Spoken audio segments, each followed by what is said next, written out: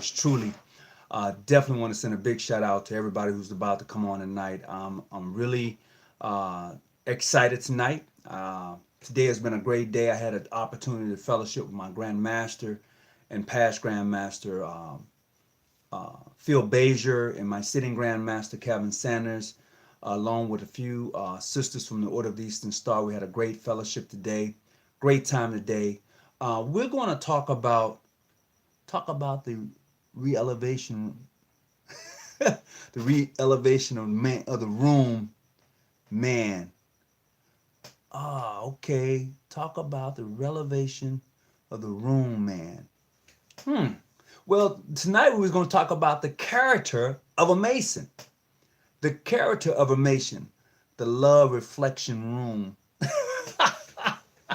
Wait a minute. I think you're talking about uh I think I know what you're talking about.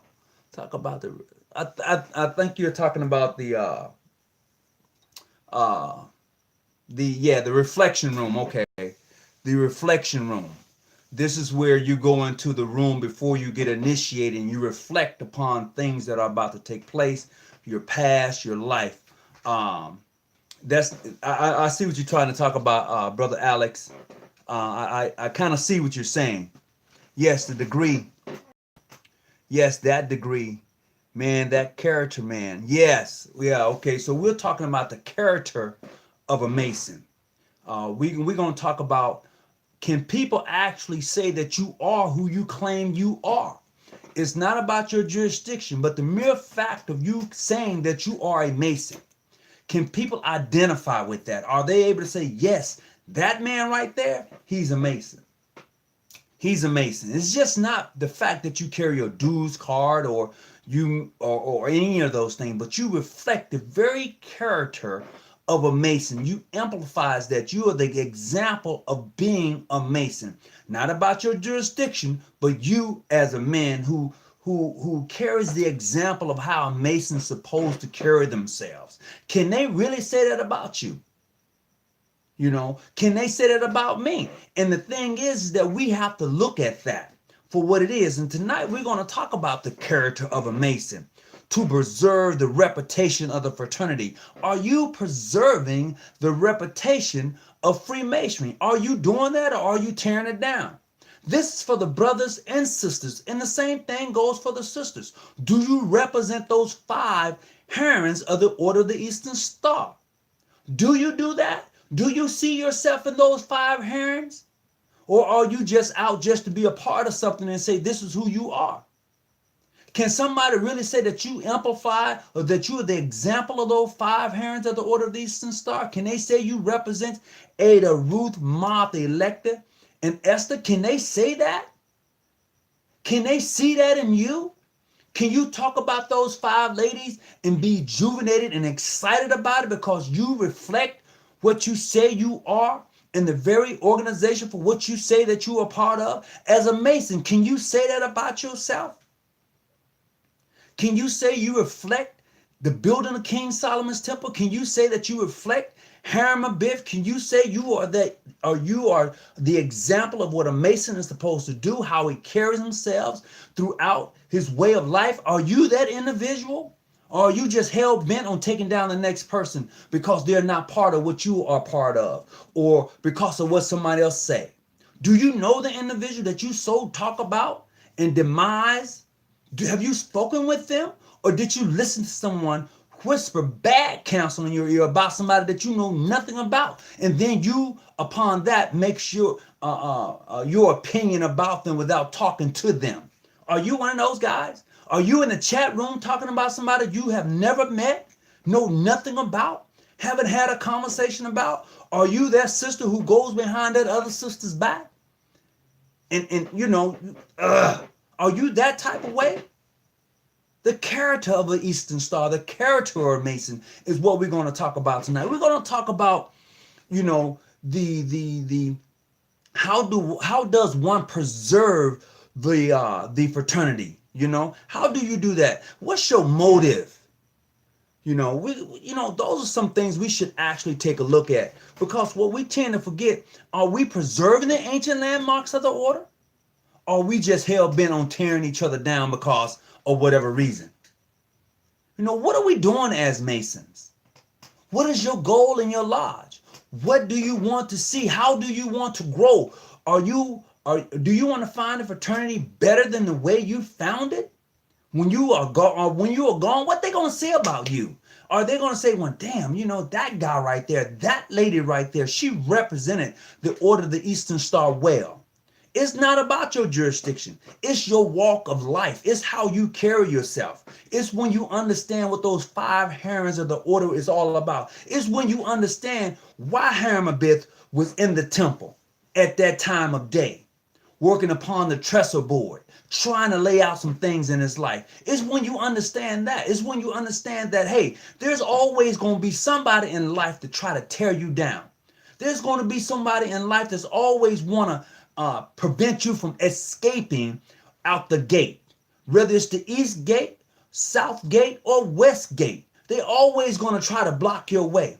But it's up to you to carry on the character and the landmarks of Masonry in the Order of the Eastern Star.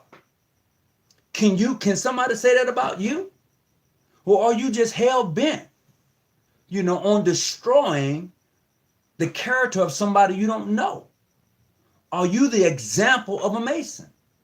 Are you the example of an Eastern Star? This is not about your jurisdiction. It's about you as an individual. How do you carry yourself? So that's what we're talking about tonight. The character of a Mason and Eastern Star. So if you're a sister of the order, you need to examine what it is to be an Eastern Star. You're a Master Mason, you need to examine what it is to be a Master Mason. So I'm going to send a big shout out to all the brothers of the craft and sisters of the order, regardless of your jurisdiction. One brother told me that I was a fake Mason. I said, I still love you. I ain't heard nothing back from him since. I'm not the one to get upset because of the way you feel or your opinion about me. Because I know who I am. And that's the difference. When you know who you are, through this thing we call Freemason, when you become enlightened, you're not worried about darkness. You're not worried about that. What you want to do is let your light shine. And a lot of times we don't know how to do that. Brothers of the craft, sisters of the order don't know how to let their light shine because they're embarrassed about the life that they lead. Now, I'm not saying that you are perfect in any type of way, shape, or form. I'm not saying that I am. But I'm saying that I'm not afraid to let my light shine. I'm not afraid of my failures at all because we all have them. The thing is, are you able to face those things that you are afraid of? If you're afraid of darkness, are you able to walk into a dark room and not be afraid? So tonight we're talking about the character of a Mason. That's where we're at tonight. Do you fit that, sisters? Do you fit the characters of the Order of the Eastern Star? Are you that example? Brothers, do you fit the character of a Mason? Are you that example? Making you serve. Are you willing to serve? Because leaders are servant of the people that elect them into office. That's what you are. And if you're not willing to serve the people that elect you into office, then you're going to be a dictator. Because a servant is humble. A servant don't mind doing what the craft or what the sisterhood wants them to do. So if you are a wishful master, if you are a worthy matron or any elected position within the chapter or your lodge, you are a servant to the craft, to the order. That's what you are.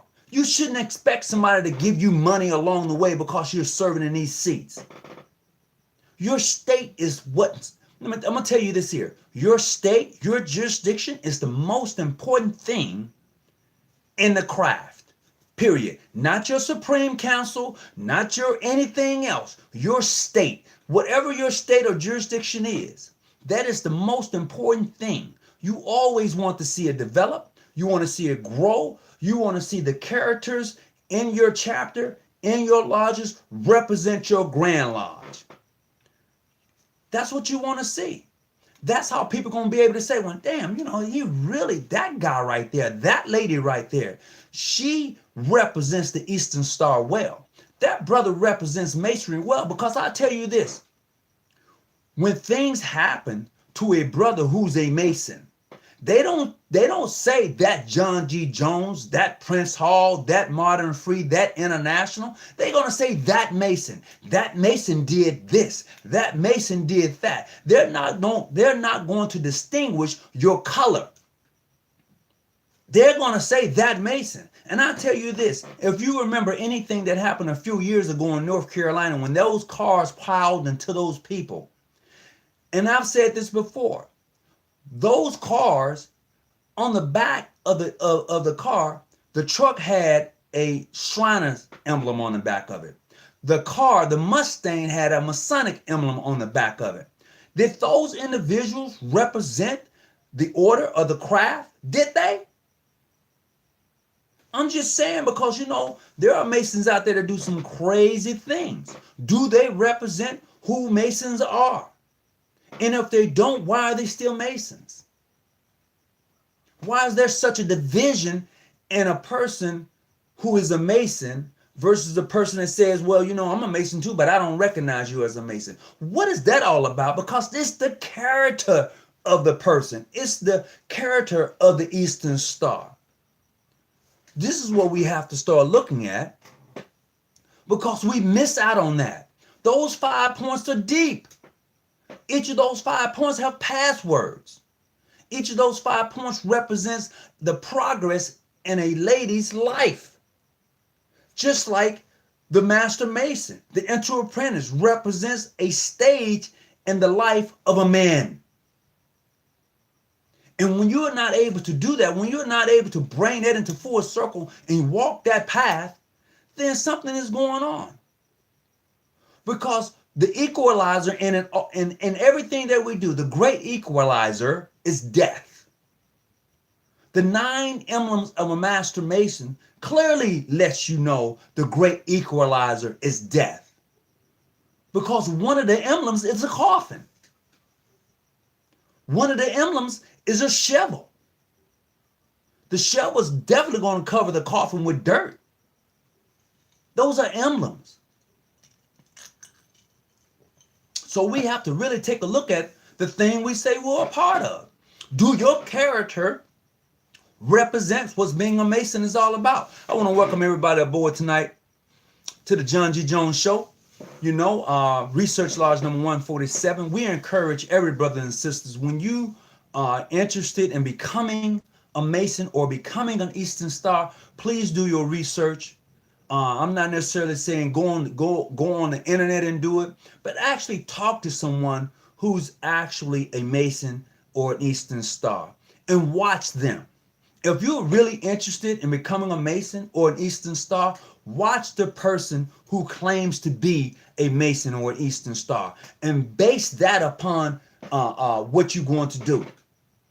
If you know that person is out like every night, every Friday night, he's tossing it up, and all you see is the club, all you see is, negativeness. If that's all you see around that person, then I don't know if you want to become part of that lodge, because he represents that lodge. Okay? If all you ever see around that sister is some craziness, that energy, you may not want to join that chapter. You may want to look somewhere else. I don't care where you look. The ideal is you want to go where you are celebrated and not tolerated. You want to go where you're going to get the teachings of a Mason and Eastern Star. That's where you want to go. You want to go where you're going to find company among like-minded people.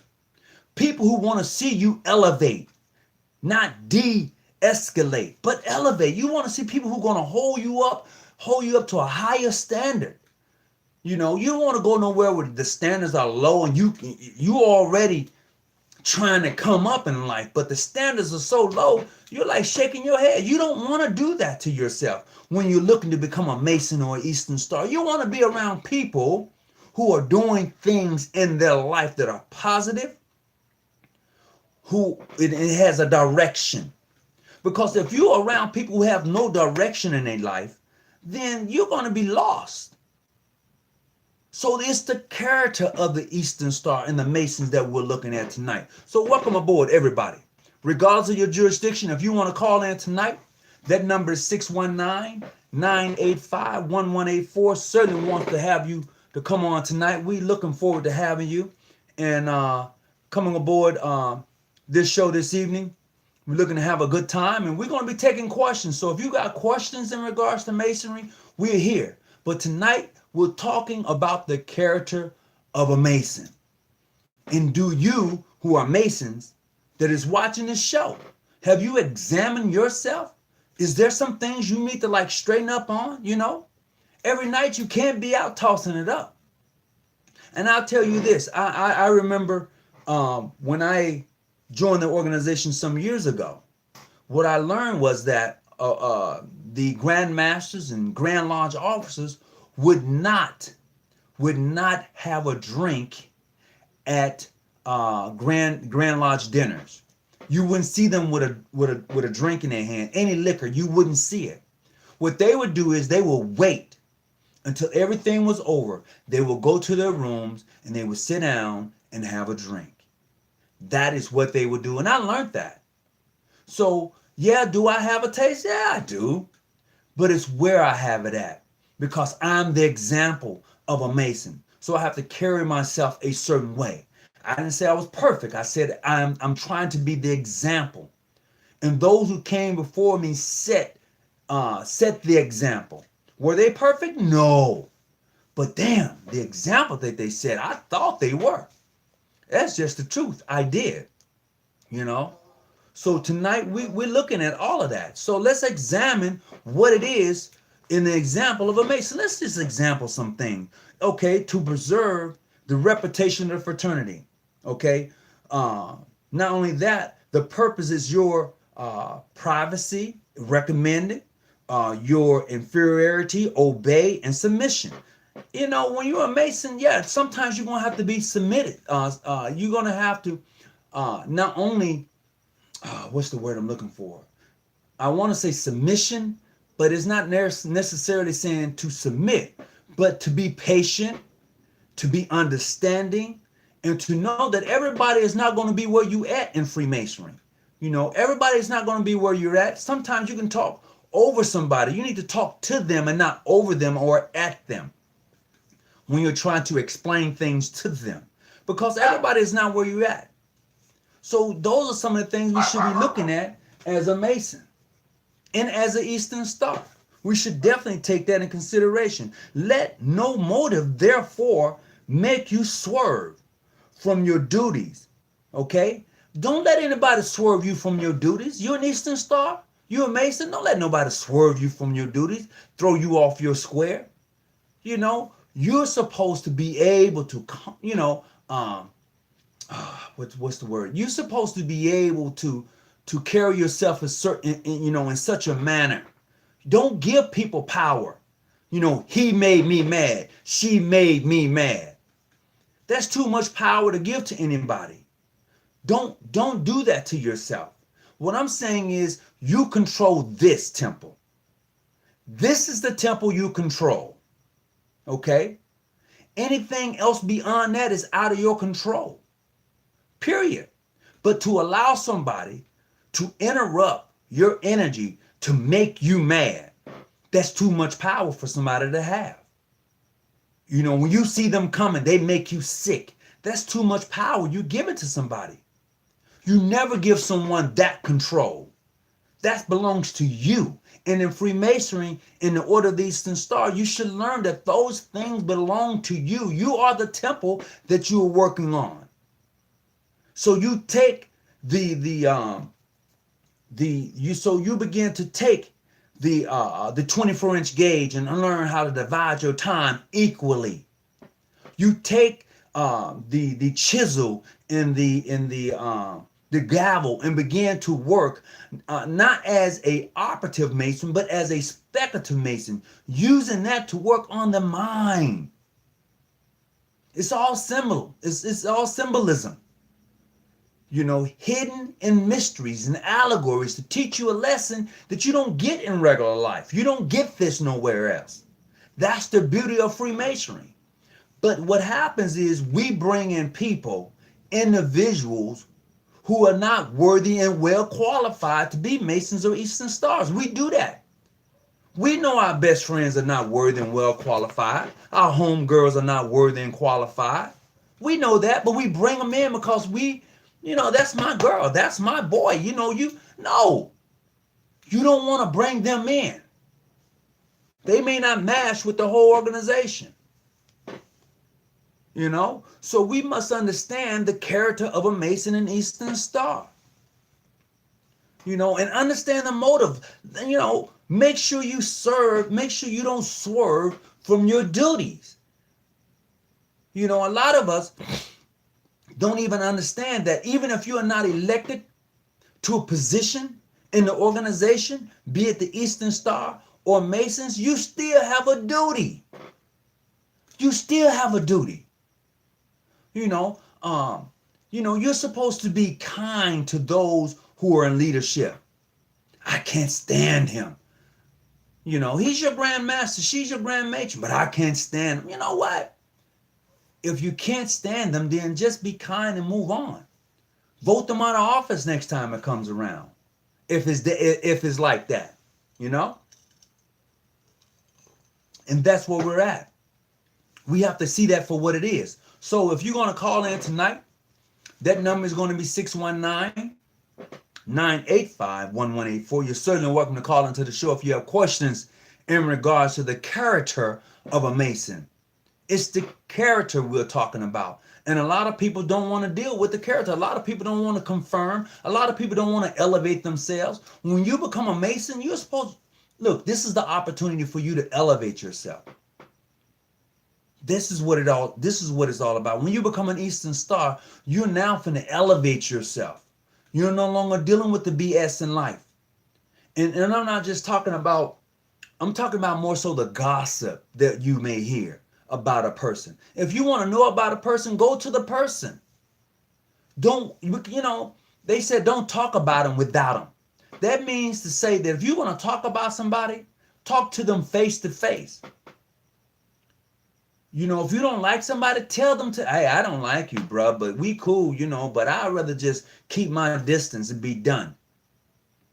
But to take what somebody else has said about another person and apply that to them without knowing them or talking to them is not becoming a Mason or an Eastern Star.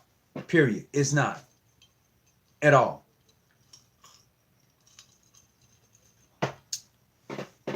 Once you tell a person who they are, it will all go into place. Man, that's all you have to say to a man. Absolutely. I agree with that. Masonic courts try to fix things. Yeah, Masonic courts try to fix things. I mean, of course, if you want to bring a brother up on Masonic charges or whatever, yeah, there's Masonic courts. Absolutely. We bury ourselves, man. The only one who really judges you is yourself, nobody else. Absolutely, bro. You want something tonight? I agree with you. Be true and kind to all mankind, more especially a brother or a sister, and that life to the one. Reconciliation. Absolutely. Greetings everyone who's coming on board. I appreciate you tuning in tonight. I'm just trying to get caught up on some of the things that you have posted. I definitely enjoy having you with us tonight. And we're talking about the character of a Mason, the character of an Eastern Star. And if you want to call in tonight, that number is 619-985-1184. You certainly can do that. We're looking forward to hearing from you, and we can have a conversation. So if you're out there tonight and you feel that this is a topic or a subject that you want to talk about, let's have that conversation, because too many times we find ourselves all caught up in this thing we call the Order of the Eastern Star, Freemason, and we don't even examine the people we're bringing in properly. If a person who's looking to become an Eastern Star or a Mason, let's examine them to see if they're worthy and well qualified to be a part of this great fraternal order. At one time, in order to be an Eastern Star, you had to be the mother, the sister, the daughter, okay? And it had to come through a master mason. In order to be an Eastern Star, you had to come through. It had to be in the bloodline. But now bringing in everybody, it doesn't even matter. It should matter who you bring in to the organization.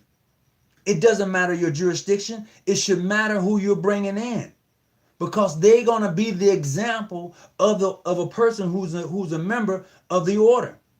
And we should be so very careful about that. We should not just sit idly by and just bring in individuals into this organization. We shouldn't do that to ourselves, because it's bigger than that. It's better than that. We should not lower the standards. Too many times we lower the standards of the organization. Let's not do that. Let's raise the standards in your own jurisdiction, not just let's just, man, I'm so hyped right now. I just, raise the standards in your jurisdiction, so when people come in, they know that there's a standard that they have to meet. They know that. But when we bring them in today, they don't even know the standards. They see us out there throwing it up, tossing it up. So the character of a Mason Eastern Star looks to be shady. It looks to be shady because of how we show ourselves. So tonight, like I said, if you're going to call in, that number is 619-286-0642. So I just want to welcome everybody aboard tonight as we go into the show. We definitely want to do that. It is special to be a part of this organization. I think a lot of people miss that. They don't know how special it is to be a Mason in the Eastern Star. The glitz and the glow. When I say the glitz and the glow, I'm talking about what Masonry in the order represents. We've forgotten that. I'm an old school type of guy now.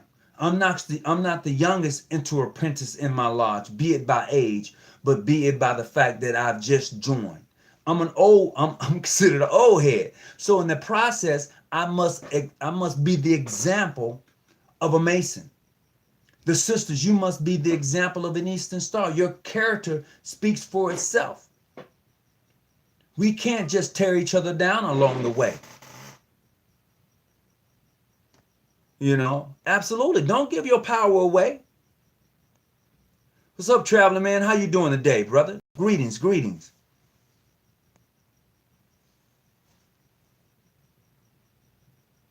Brother Tony, everything you said, the numbers are low, so a lot of people are brought into the craft for financial purposes and etc. Well, that may be true.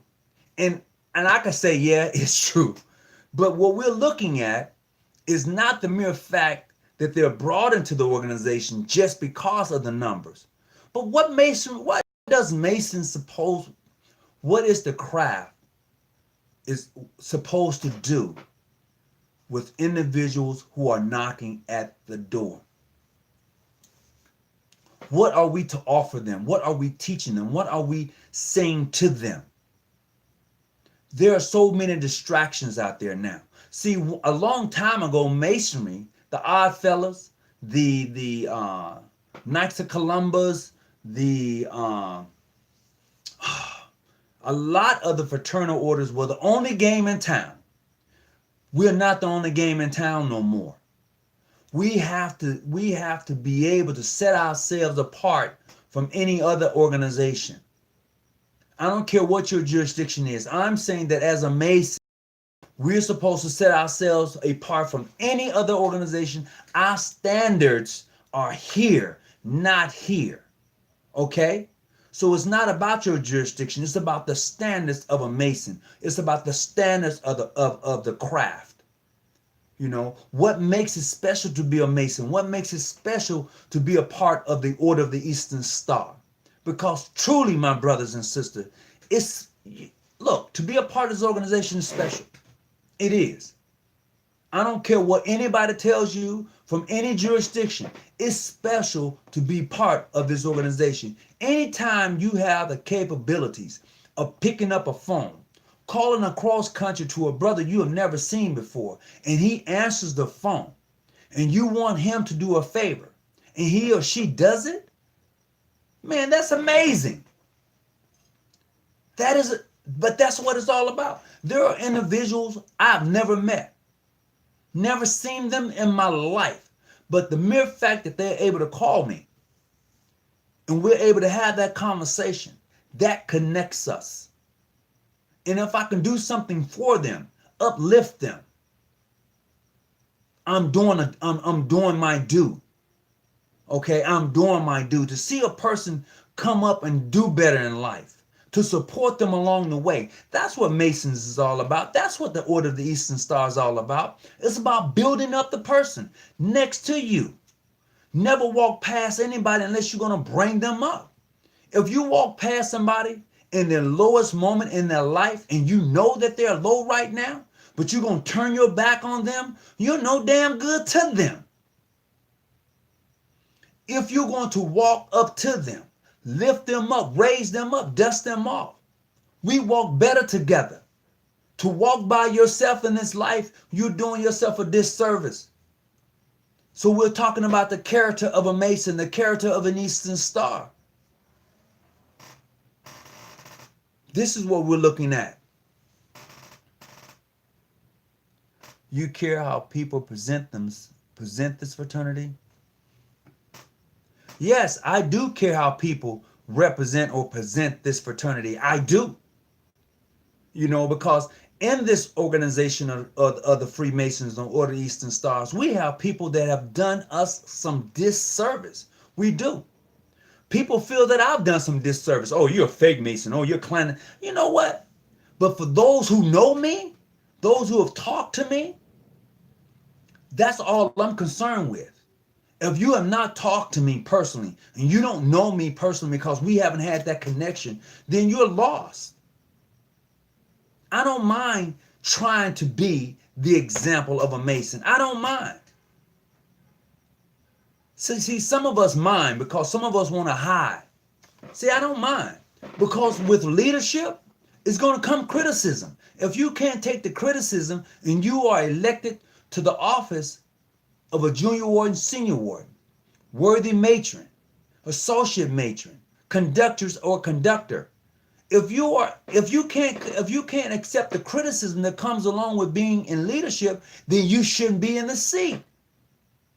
Represent what it is to be a worshipful master, junior warden, senior warden, a grand master, grand lodge officer. We have to carry ourselves in a certain way. You know, don't give people the power to knock you off your square.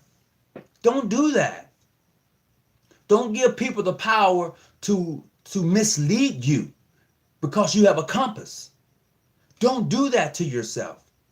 When you are able to give people, when you give people that type of authority over you, you've done yourself a disservice. That's not what it's all about. We can no longer set alibi and think everything is okay. Everything is not okay. We must stand up and be the example of what a Mason is. Be it international, modern free, PHO, PHA, John G. Jones, whatever you want to call it. Whatever jurisdiction you're in, we have to stand up and be the example of what it is to be a part of this organization. Individually, your Grand Lodge, your lodges represents the Grand Lodge. So individually, when you're out doing that crazy stuff, you represents the whole entire organization. Because when things happen, as I've said before, they're not looking at your jurisdiction. They know you're a Mason. So you represent everything Masons are supposed to be doing. That's where we're at. So tonight we're talking about the character of a Mason. Do you represent yourself as a Mason? Do your character exemplify that? Can somebody say without a doubt, man, damn, that brother right there. Yeah, I like to be in his lodge. I would like to be in her chapter. That's what it's all about. So I can say this in regards to the jurisdiction for which I'm in right now. I can say that what we try to do, what we want to do, what we exemplify is how to carry yourself as a Mason because you represent the fraternal order no matter where you go.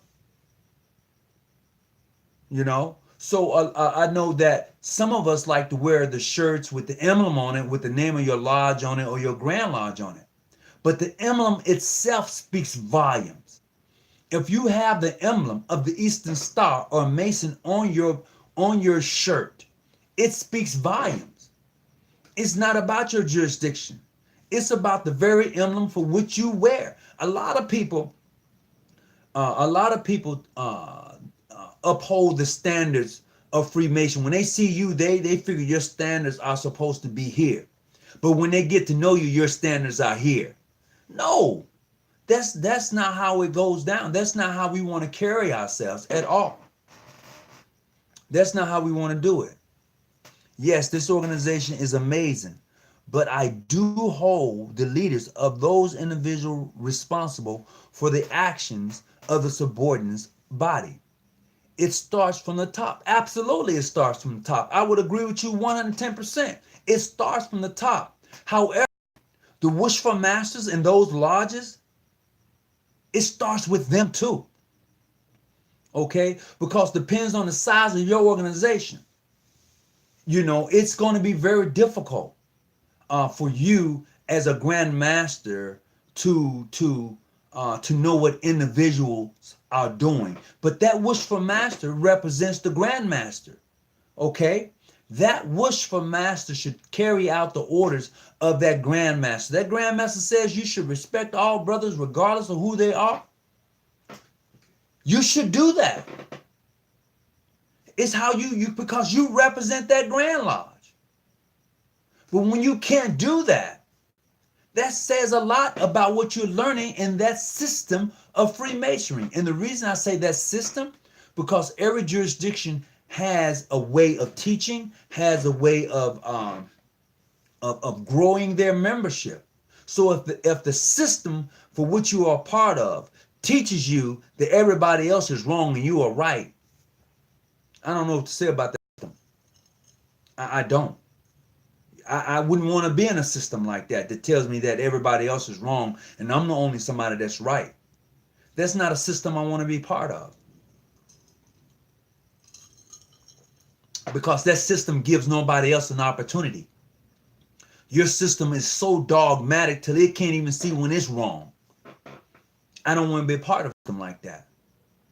I want to be a part of a system that's willing to change, progress, not regress, because you're so hell-bent on being so right till you're wrong.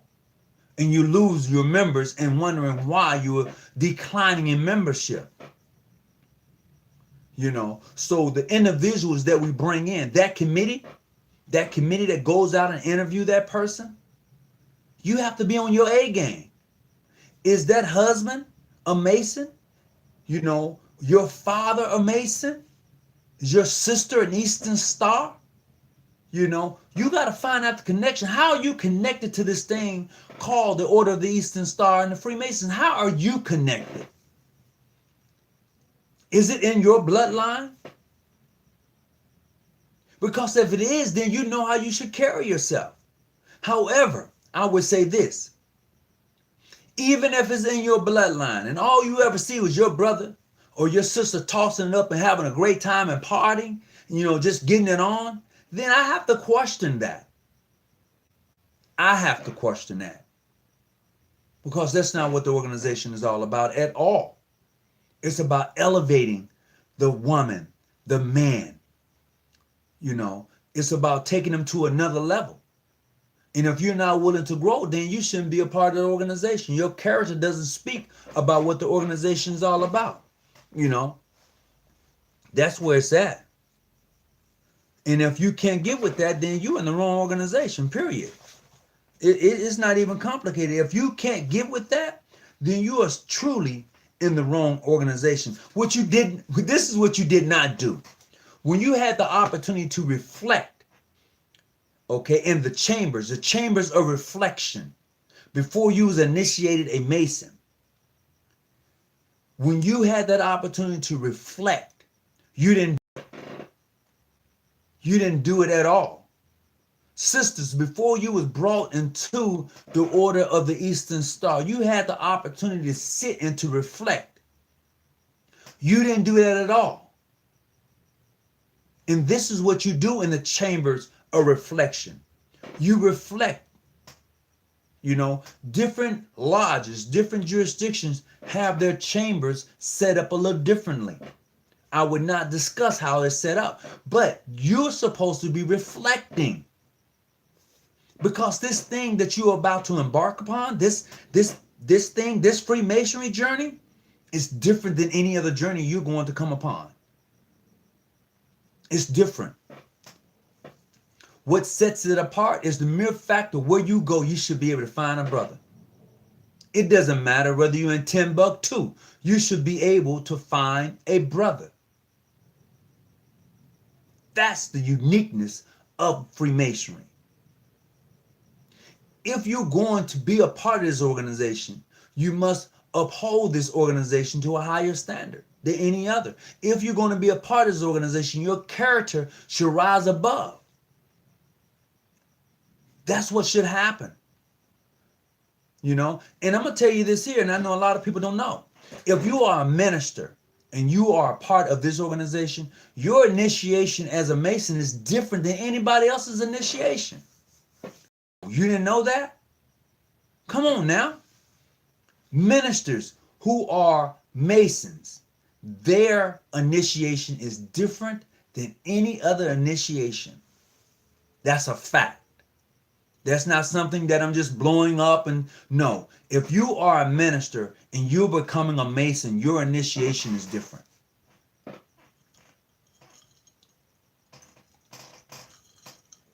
And why is that? Talk back to me. You can call 619-985-1184 is the nice number if you're going to call in. The initiation for a minister who's becoming a Mason is different than the average Mason. It's different. Totally different. But what happens is a lot of brothers don't know. Sisters don't know. It's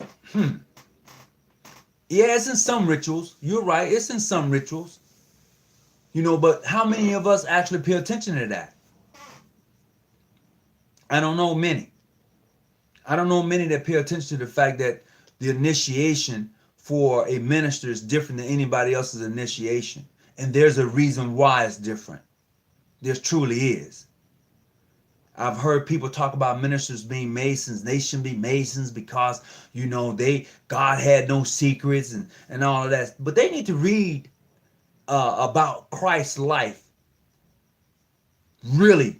I mean, there are many books written in regards to Christ and his life, but there's a period that is missing that nobody talks about. Okay? There's a period that is missing that nobody talks about, but it's written. There are books out there in regards to it. And you have to go and search that out for yourself. Stop allowing people to tell you information and then you don't go research the information for yourself. Make up your own mind. This is the difference between a minister and a preacher. See, a teacher. And I say that because, a teacher is going to tell you, if you don't believe me, go do your own research. Okay? A minister is going to do the same thing. He's going to minister to you, but you and likewise should go do your own research. Now, a preacher's just going to preach to you. You ain't even got to open your Bible. He's just going to preach to you and you're going to accept it. Stop just accepting what people say. Go do your own research. Go pick up a book, find it. Because the way I see things may not necessarily be the way you see them when you do your own research. But we can agree to disagree based on what we understand. I see it from this point of view. You see it from that point of view. Let's try to meet halfway to understand what we're looking at together. And then that way, as Masons and Eastern Stars, we can progress, not regress.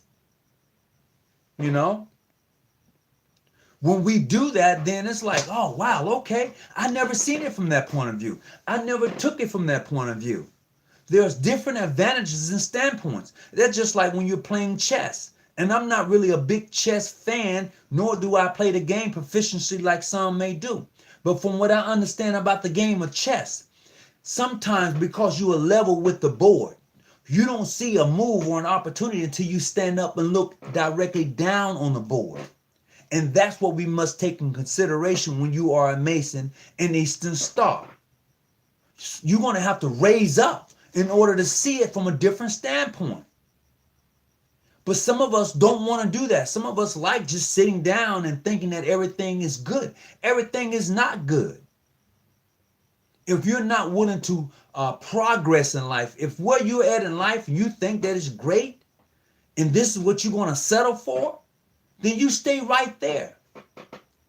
You stay right where you're at. But as a Mason, as a sister of the Order of the Eastern Star, you don't stand still and just wait.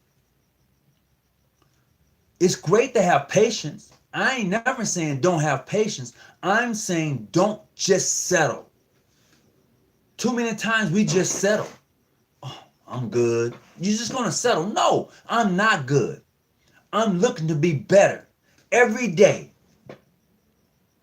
Every day I speak words of encouragement. Every day I put the energy out for something positive to happen. I'm looking for that to happen. I'm not looking for that negative energy. When you come to me with that negative energy, you can keep that to yourself. Because I'm not going to take that on. I don't have time for that. You know how people come upon you and they talk to you and they bring you that negative energy, and when they leave you, you feel drained? You've never done that? You never had that? Tonight we're talking about the character of a Mason and Eastern Star. So if you have or you want to have that conversation, 619-985-1184. We definitely want you to join on tonight. We want to elevate you.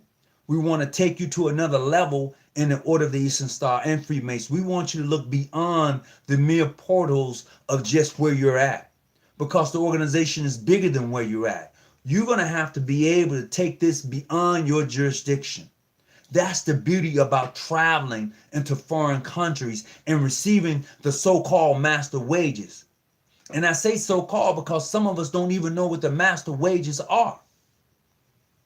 Yeah, when you're a master Mason and you're traveling to foreign countries, and it's not necessarily meaning foreign countries, it's meaning different jurisdictions. That's what it means. When they say to travel into foreign countries, meaning different jurisdictions outside of your own, because they're foreign to you. And even though the dynamics may say foreign countries, it can be literally foreign countries. And when you're talking about receiving master wages, how can you receive something you don't even carry yourself as a master Mason or even carry yourself as a Mason? And that's what we have to look at. When you walk between those two pillars, one on the left, one on the right, when you walk between those two pillars, you're going into a different dimension. See, people don't see it from that point of view because they've not yet studied the two pillars. And I'm going to share this with you. If you know anything about the movie King Kong, and he looked at the Twin Towers, he saw two pillars, one on the left, one on the right. Right? It's a new dimension. When you are coming from the degree of an inter-apprentice, okay, then you're going into the fellowcraft. And you walk between those two pillars, up the winding stairs. It's a new dimension. If you remember the movie called where this old man they dealt with in the cemetery, and that they was in the cemetery and that little ball was coming at them and all that stuff. I can't not think of the name of that movie for nothing right now. Oh man. It's dimensions. Those two pillars represents another dimension. If you are in the primitive rites or in those primitive rites degrees, you definitely understand what I'm saying. On the esoteric side of Freemasonry, when you walk between those two pillars, the one on your left, the one on the right, you're going into a new dimension. This is why when you walk up the winding stairs, okay, in the chambers, Okay, you walk into the holies of holies. There's that rope, and there you see the Ark of the Covenant with the two cherubims, with the two rods, right? There you are. It's another dimension. You know? The heart is what makes a man, and the Mason man is the key to the soul as the eyes bring into the temple of man. Absolutely. Alex Chavez, you on one tonight. Welcome aboard. Everybody who's tuning in, I want to say thank you for tuning in tonight to John G. Jones Research Lodge number 147. Tonight we're talking about the character of a Mason. We're talking about the character of a Mason. We're talking about the character of an order of a sister who's part of the Order of the Eastern Star. What they represent. And let's talk about the Order of the Eastern Star and those 5 colors, which is so vibrant, and what they represent to the Order of the Eastern Star. Those colors mean something. The red, the white, the green, red, white, green, yellow. I'm missing one more. Blue. Those colors mean something to each point of the star. Those emblems that come along with it, the sword or the sword that is wrapped in the cloth. They call it something else, but I can't think of it. Okay, you're talking about the scepter in the crown. Okay, they represent something. The barley represents something. You know, those things are special. And as an Eastern Star, we must understand how special they are, because they're special not only to you, but to the Mason. The barley is special to the Mason. Okay? The column that's cut down is special to the Mason, because we have a column that has been cut down. Those similarities are very special to us, but we miss that because we're so bent on trying to tear down the next person because they're not in my jurisdiction. You know, that's not what we're all about. That is not what we're all about. And if you can't talk to the next person who you know that person is a Mason, but because they're not in your jurisdiction, you can't have a conversation with them. Oh, I'm breaking my obligation. I've read most obligations. I have 5 rituals, and I've read most obligation. It doesn't, what it says, you know what? I'm going to stick with the character of a Mason. I don't want to get off the topic. I'm going to stay on topic. The character of a Mason. How you carry yourself. Okay? That's where we're at tonight. And some of us don't do the organization justice. We don't. And including myself. When I have the meetings and I'm talking with different brothers and sisters from wherever, I'm included in the very thing that I'm talking about. I'm not excluded. I must carry myself the very way I'm asking you to carry yourself. I have to carry myself the same way. That's the expectations. If I'm carrying myself up here, I want to help you get there too. Okay? And if you see where I fall short, please, by all means, say, hey, Brother Hawkins, Brother Tony Muhammad, look, I want to help you along the way too, my brother. Because walking together, we're stronger than walking separately. We're stronger together. But to walk past me and not speak to me, but look down on me, says a lot about you, not about me. Did you hear what I just said? To walk past me or a brother or a sister and not speak to them, and you know that they're a Mason and Eastern Star, says a lot about you and not about them, because you're not carrying yourself as such. You're not.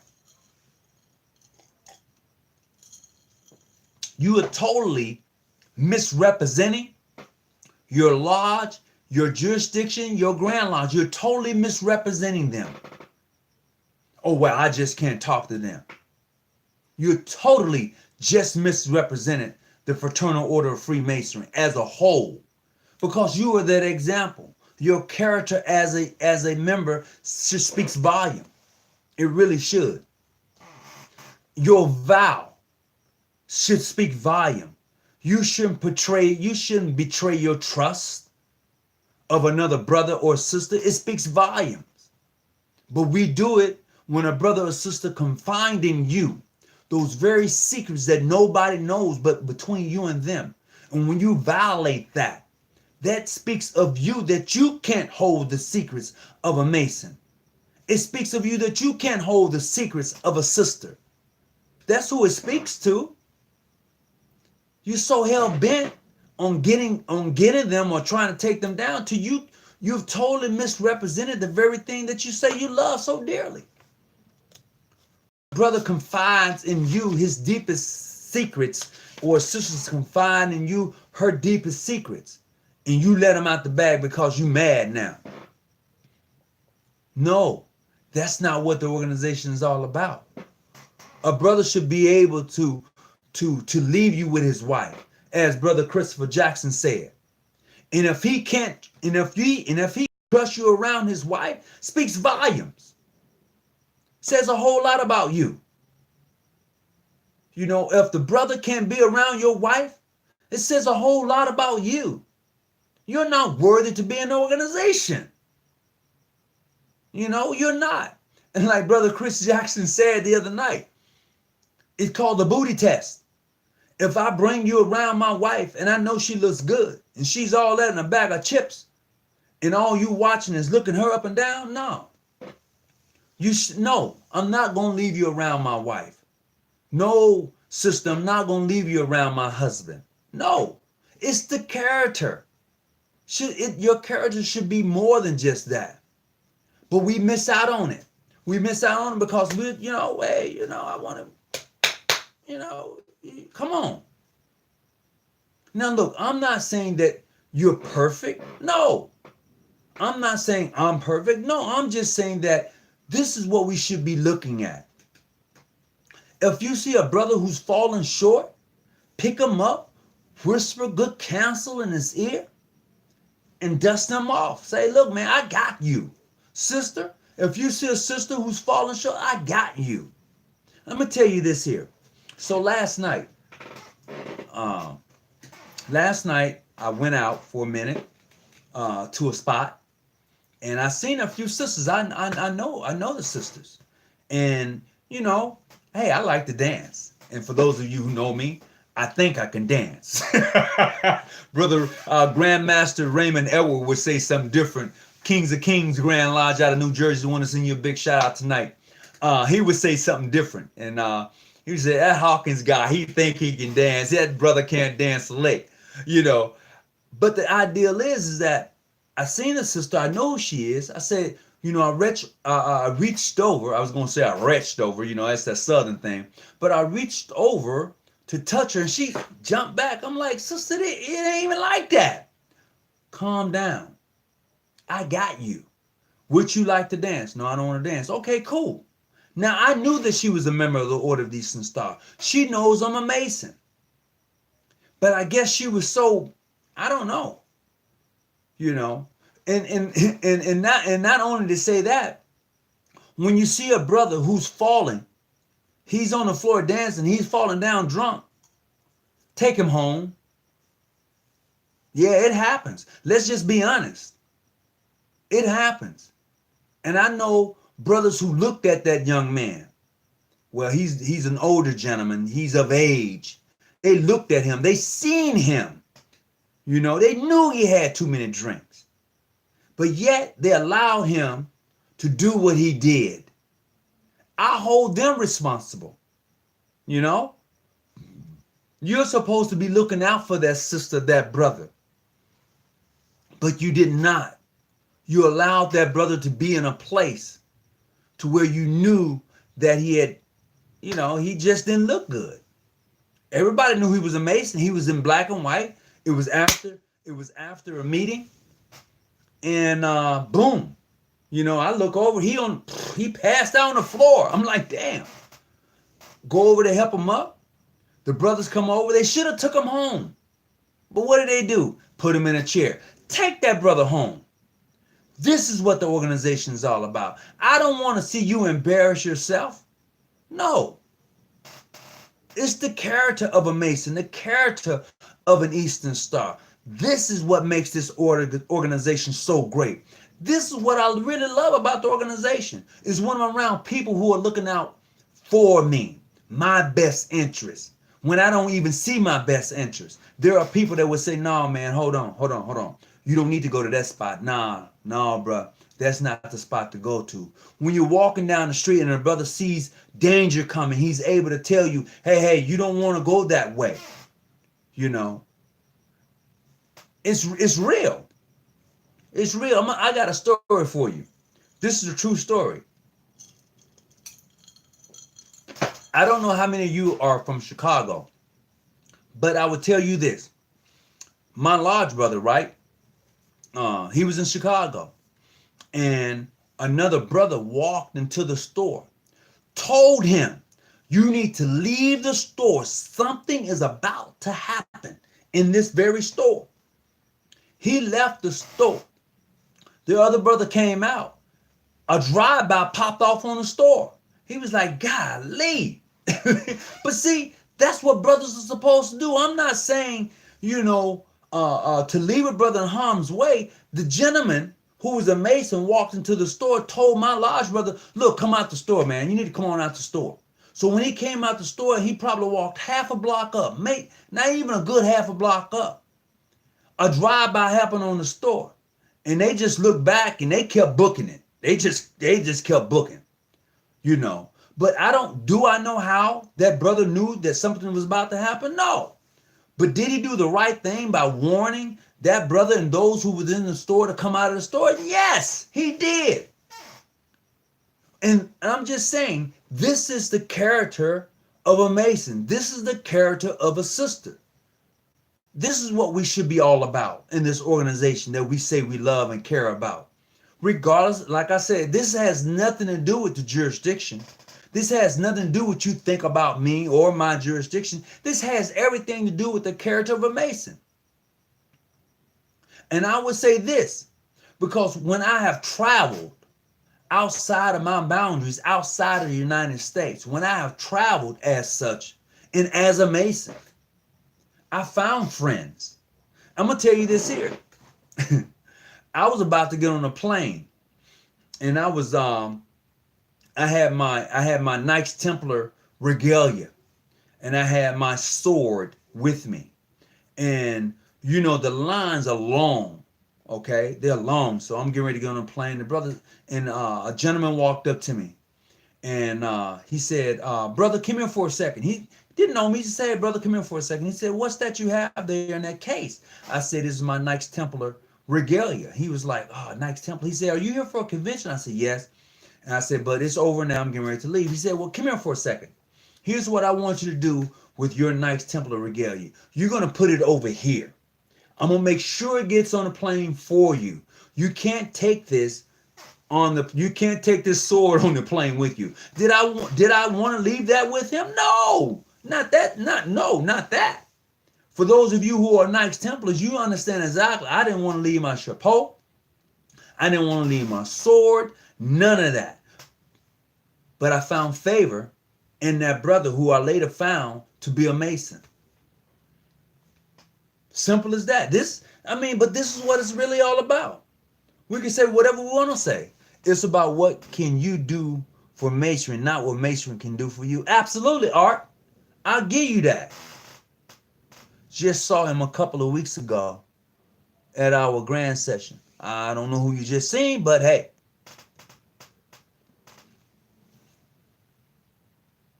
Oh, okay. Oh, he must be a turtle too. Bloop. Oh my goodness. Here's a shout out to all the turtles in the house tonight. Definitely. Don't drown. I can attest to that. I was in a bar and a brother told me I should leave the next. I found out the bar was held up. I'm just saying. This thing called Freemason, the Order of the Eastern Star, is special. It is. We need to take better care of the craft. We need to take better care of the sisterhood. We do. And if we can't do that, then we're doing a disservice to the very thing we say we love. We have to take care of the craft. We have to take care of the organization in its totality. You know, am I going to agree with all of my brothers and sisters of the craft? No, I'm not. But I'm not going to tear them down either. I'm not going to do that. I'm going to let them do what they do after I've told them or whisper good counsel in their ear. It's their choice. But I've done my part. And this is the uniqueness of the organization, that you do your part. Oh, yeah. What's up, Wayne? You know, that's the uniqueness of the organization, is that you do your part. It's an individual journey. Look at those 9 emblems of a Mason. Look at those emblems of a sister of the Order of the Eastern Star. Break them down and see how they apply to you. Each one of them applies to you, brother. The anchor applies to you. That wherever you may be at and you want to be studied, drop that anchor. Okay? Drop that anchor. It's going to hold you steady, my brother. All right? Sisters, wherever you may be at, take that barley of wheat, right? Take that barley of wheat. You know how you raise that up, right? You know how you do your thing, sisters, right? Take that barley of wheat. All right? Brothers, wherever you be at, understand the great equalizer, as I said earlier, is death. All right? Understand that the hourglass, the grains of the sands is ticking on all of us. So for us to be at odds over this thing we call Freemasonry makes no sense. It makes no sense at all for us who are Masons across the board to be at odds about Freemasonry. The philosophy of Freemasonry, the teachings of Freemasonry, the jurisdictions for which Freemasonry holds is broad and wide. It makes no sense for us to be at odds. It tells me that you have not yet matured. It tells me that you have not yet grown. It tells me you're still an apprentice. You have not yet walked through the parallels or the portals to see something different. You haven't done it because you're still a kid. Not in age, but in Freemasonry. You're still on the porch of King Solomon. You've not yet decided to take the 3 steps. You damn sure hadn't walked up the winding stairs because you have not yet occupied your mind with useful knowledge. And you haven't applied those things. So how can you say, Eureka, you have found them when you have not yet even seek them? You haven't done those things yet. So you're still just where you're at. You're still just an apprentice sitting on the porch. Because you've not yet applied your mind with useful knowledge. And if you ever desire to get off the porch, you must know you have to walk through the portals, those 2 pillars, okay, to see something new and walk up the winding stairs into the holies of holies and understand that you have surpassed the knowledge of the science and arts. Understand that you whisper good counsel in a brother's ear. You understand that you've worked on the 7 wonders of the world. Not saying that you understand them in their totalities, but you've seen them. You're studying the science and arts of life. You've taken the hourglass and you've flipped and you're watching time just slip through your fingertips. If you hadn't gotten there yet, you're still sitting on the porch. You've not yet started your journey up those 3 steps. Youth, manhood, and age. No. As a youth, you're supposed to occupy your mind with useful knowledge. So as a man, you should be able to apply the knowledge that you've learned. And then a man in age should reflect upon a well-spent life. Meaning that I'm going to sit down and I'm going to look at the things I've done in my life. And if I've not left the footprints, my stain, my handprints on somebody and encourage them to do better than I've done and to do better in their own life, then what have I accomplished? What have I accomplished? What have I done for the next person? Nothing. I've done nothing. And this is where we're at in this thing we call Eastern Star in the Freemasons. We must be able to see that which lies ahead, that light. You know, if you say that, hey, you know, I'm a Mason, you know, when you walk into a room, your character should speak for you already. No matter what room you walk in, just the mere fact that when you walk in, your character should say, damn, you know, he walks like somebody. He acts like somebody. He carries himself different than anybody else. You shouldn't allow you shouldn't allow somebody to ruffle your feathers so quickly. You shouldn't do that. Christ consciousness mind, man. Absolutely. I agree with you. I agree with you cold-heartedly there, Alex. I do. A Christ conscious mind. Period. You know, whatever you want to call that Christ. But the conscious mind. You know, an unconscious person is knocked out. They don't even know. But a person who's conscious, they supposed to know. They supposed to be able to differentiate those things that come their way. That's what they're supposed to do. I was sitting in Buffalo Wild Wings in San Diego, California, Mission Valley. And I had on my cap. And I'm sitting there, and there was another gentleman. There was two gentlemen sitting across from me on the other side. And when they looked up, they seen my baseball cap, and they was like, "Hey, how you doing there, brother Hammer Biff?" I said, "Greetings." They came over. We greeted each other. They was from a different jurisdiction of my own, but the fellowship was awesome. Never met them before in my life. But the fellowship was awesome. We talked as if we have known each other for years. Just met them. And that's what Freemasonry is all about. And if you can't grab, if you can't hold that, if you can't see that and you haven't experienced that yet, beyond your own jurisdiction, you're missing the vital parts of Freemasonry. You're missing the vital parts of Freemasonry. And you're missing the vital parts of an Eastern Star. I'm quite sure there are sisters who have experienced the same thing. You're traveling and you're in a room. You may have your shirt on, and a sister over to you. She approaches you and she says the right thing to you to let it be known that she's a sister of the Order of the Eastern Star. And you answer appropriately. Boom. That's an instant communication. That's an instant vibe. There is something about that conversation that sets apart from any other conversation you're going to have. And it's truth. It is what it is. And if you can accept that, and if you have not yet experienced that, then I don't know what to say for you. I don't. You're missing out on the very thing that you say you love and you care about. You are.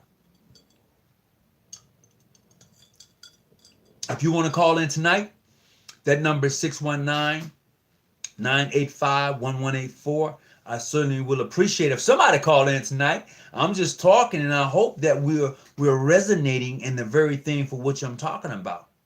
I hope that you're able to grab something from this. And if you are a Mason or a Eastern Star, I hope that you're able to leave your footprints in somebody's life. I hope you're able to do that in a positive way. If you're not able to leave your footprints, your signature in somebody's life, then you're not depositing anything. You're subtracting. If you're not able to deposit something in somebody's life, you are subtracting. You're not adding to them. As a matter of fact, you are a Cancer. Seriously, I'm for real. If you're not able to add to somebody's life, you're telling me you're taking from them. You are a Cancer. I wouldn't have you around me. I wouldn't. If you're not adding to my life and I'm not adding to your life, then why are we around each other? I call myself a Mason. You're a Mason, Eastern Star, but you're not adding anything to my life. You're not elevating me. I'm not elevating you. Then you know what? We need to do that, because then what we're doing, we're taking. We're not adding value. We're not adding anything. We are supposed to add value to an individual life. We're supposed to elevate them, pick them up, dust them off, whisper their good counts. There's things we're supposed to be doing for a person in this journey we call Freemasonry in the Order of the Eastern Star. See, here's the thing. As an Eastern Star, you are traveling with your sister through the labyrinth of life. Okay? Through their joy and their pain, their celebration and their failure. That's what you're doing as an Eastern Star. You're traveling through the labyrinth of life. Okay? You're not squaring nothing. Sister, you're not squaring anything. You are walking through the labyrinth of life, sharing the experience of a sister through her joy, her pain, her sorrow, her uplifting, her downtrodden. This is what you're doing as a sister of the Order of the Eastern Star. Brothers, you're walking upon the level of time with a brother. Okay? That's what you're doing. You're meeting that brother on the square. Okay? This is how you're doing this thing. You're acting a certain way. You know what I mean? And you're departing a certain way. That's what you're doing with a brother. If you don't consider that person who has the compass and square on to be a Mason, and you see that compass and square on them, then you're less than a Mason yourself. Yeah, I said that.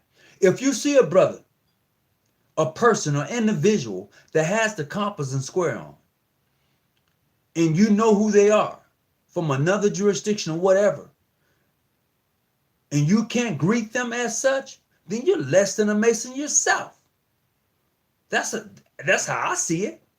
Now, do I have to respond and say anything to you? No, I don't. I don't give you that power. You don't make me mad, nor do you make me upset. That belongs to me. That's too much power to relinquish to anybody. I don't give you control enough to say you make me happy or you make me sad. I control who makes me happy, who makes me sad. I control that. Am I disappointed? I can be disappointed in you. But to give you the power to make me happy or sad? No, I'm not giving that up to nobody. I control this. This is all I control. That's it. Don't control nothing else. You know, my response is everything. I can respond in such a way that it brings me down. I can respond in such a way till it brings me up. But it's my response. Fact, you are in the entire experience of the individual experience. King Musa, welcome aboard tonight. If you would like to call in King Musa, you're certainly welcome to do so. If Freemason is on lock, if he's online tonight, he definitely welcome to call in. Christopher Jackson is welcome to call in. John Hanson, if you're online tonight, you're welcome to call in. Anybody who wants to call in is welcome to call in to this show. This is what separates us from any other show on Freemasonry. You're welcome to call in. We live stream. We want you to be part of it. We want you to be part of the experience of being a Mason. And then, if you're not a Mason or an Eastern Star, you might consider becoming one. Just because of what we represent. I don't care what jurisdiction you're in. I've received many phone calls from different brothers from places and people who are not even Masons or Eastern Stars asking, hey, I would like to become part of it. Or some may even say, because they have seen some things of how individuals have carried themselves, they don't want nothing to do with becoming a Mason or an Eastern Star because of what they've seen. And I can totally understand that. I can get that.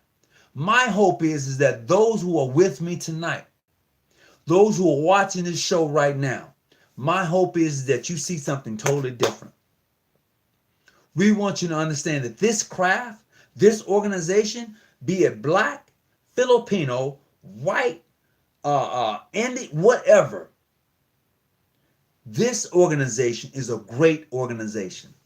I don't care what jurisdiction you're a part of or what jurisdiction you join. The organization as a whole, its totality, the members are great individuals. But when you find members who do some jacked up stuff, it makes you think. How did you become a Mason? How did you become an Eastern Star? Is it in your family? I would tell you this in regards to me. Because some have asked me in regards to how did I get involved with the Order of the Eastern Star? How did I get involved with Freemasonry? And this is my story. My story is that my grandmother was a Eastern Star under Prince Hall Grand Lodge of Mississippi, Stringer Grand Lodge of Mississippi. My grandmother was a member. And before I left Mississippi, Trent Lott, who is a 33rd degree mainstream Freemasonry from Mississippi. I seen him on television, and he was defending another individual who I later found to be a brother, a Mason. He said these very words. He said that before this individual go down, I'm going down with him. I was like, damn, that's deep. So what I did was, well, who is this guy Trent Lott? What is it? Come to find out, Trent Lott was a Mason. He was a white Mason. If you don't know who Trent Lott is from Mississippi, I was like, that is deep. So my journey was, at that time, was to become a Mason. So before I left Mississippi, I had my application in to become a Mason under Stringer Grand Lodge of Prince Hall. Oh, I'm sorry. I did. And I left Mississippi and I moved to California. And I became a part of John G. Jones Grand Lodge of California. At first, it was the Most Wishful Sons of Light Grand Lodge of California. Big shout out to my brothers of the Most Wishful Sons of Light Grand Lodge of California, Ancient Free and Accepted Masons. Omar Scarf is the Grand Master State. Frank J. Bobo, Grandmaster internally, that guy right there, oh my God, is the it factor. And to all the individuals who came up under that Grand Lodge, I'm going to tell you, I'm going to give that Grand Lodge a big shout out because they're the fourth oldest Grand Lodge in the state of California, okay? The Most Wishful Sons of Light is the fourth oldest Grand Lodge in the state of California, Ancient Free and Accepted Mason. Sending you a big shout out, Grandmaster Omar Scarf, 33rd, honorable. I have to do it. That's my friend. That's my friend. Period. And that's my shout out to him because that's why I was initiated, passed, and raised. And then I became a member of John G. Jones Grand Lodge of State of California, Ancient Free and Accepted Masons. We're still friends. And that's the uniqueness of the organization. I don't lose friendship because of one may not agree or whatever may happen. You know, it continues. That bond of masonry, oh my God, it continues. When you treat a brother fairly and right, that bond is strong. You know, the reason some of us don't have that strong bond amongst ourselves is because, you know, that's a foul brother. That's a foul sister. That's why the bond isn't strong. But when you know that that brother and sister is upright and they're looking out for your best interest and they'll whisper good counsel in your ear and you know it to be truth, that bond can't be broken. I don't care. I'm not saying that you're not going to have your good times and your bad times. I'm saying that that bond cannot be broken. No, sir. It can't be. I'm going to say this here. I don't know King Musa as far as, have I met him personally? No. I've only met him through this channel. And I've had conversation with King Musa, who he's a young brother. But I tell you what, if I find myself in a situation to where he sees me and he's going to whisper good counsel into my ear, I'm willing to listen to him. Yes, I'm older. I'm probably old enough to be his father. But the fact of the matter is, in Freemasonry, we're equal. It's not about my age. See, people don't see that. People can't grab that. The old heads, I'm talking about those who've been in a lot longer, they can't grab that. What can that young man tell me? Oh, really? That young man can tell you a lot if you're willing to listen. And you can tell him a lot. He has to be willing to listen. But the character of the man, if the character of the man and character of the system doesn't allow you to whisper good counsel in his or her ear, then it ain't gonna happen. You're gonna always be at odds. It is what it is. It's where it's at. But we have to be able to get past that and beyond that. And when you can't, you're not gonna grow as a Mason, as an Eastern Star. You're not going to be able to grasp the 5 points of the Eastern Star, because those 5 points walks you through the labyrinth of life. Brothers, you're not going to be able to understand those 3 pillars of Masonry: strength, wisdom, and beauty. You're not going to be able to grab that. Youth, manhood, and age. You're not going to be able to see it coming. You're not going to be able to walk through those 2 pillars because you're too busy doing some other thing that takes you off or takes your eyes off the prize that lie ahead, to help you become a better man, a better sister, to raise your character and raise you above that which you so desire to be. It's not going to happen. It's definitely not going to happen. If you're going to call in tonight, that number is 619-985-1184. I definitely want to welcome you aboard tonight to tonight's show. And this is what we're talking about: the character of a Mason, the character of an Eastern Star. You know, as a matter of fact, I have a sister. I'm waiting to hear from her. She's going to be coming on the show. And I don't know what she wants to talk about. It's totally up to her. She's from Florida. And I can't wait till she comes on the show. And, you know, we're going to make it happen. And to those who are part of New Wapia, under, I can't think of the brother's name. His name escapes me right off the top of my head. New Wapia, Grand Lodge. Shucks. I can't even think of his name. Thank you. Welcome aboard. I appreciate you. I cannot think of his name right now. Jeez. It'll come to me later. But welcome aboard. Brother Lewis, how you doing tonight? The Rosicrucians teaches that control yourself. What's up, Brother Maddox? Welcome aboard. Joseph, welcome aboard. Appreciate it. Frazier, welcome aboard. Greetings to everybody. We're all energy. How you choose to use it is on you. Good and evil are in the same. Your choice to understand both are in the existence and walk your path. Brother Lewis, you're getting too deep for me right now. You're getting too deep for me, Brother Lewis. I don't know what to say, bro. I mean, ever since we've had that conversation, you got those books, the books you got? Whoo! Bro, you have gotten deep. You know what? You're a different type of Prince Hall Mason. Brother Lewis, I'm telling you, man, I'm for real. That's for me to you. I'm done, bro. I am so done. You're different. And it's in a positive way, brother.